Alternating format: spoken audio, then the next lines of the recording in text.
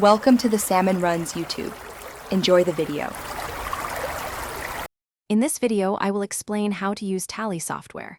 We'll begin by setting up your company in Tally Prime. This crucial first step involves entering your business name, address, and selecting the correct financial year.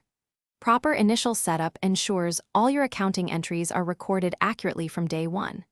It's a straightforward process that lays the foundation for efficient financial management, helping you organize your books with ease and precision.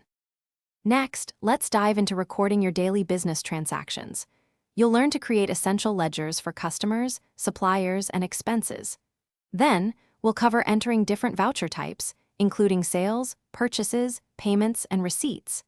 Accurate and timely voucher entry is vital for maintaining up-to-date financial records.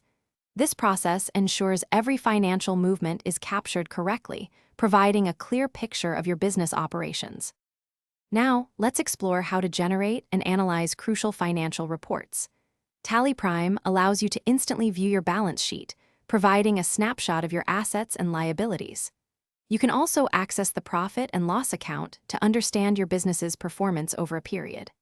Additionally, the Daybook offers a detailed chronological list of all daily transactions, empowering you with insights for informed decision-making.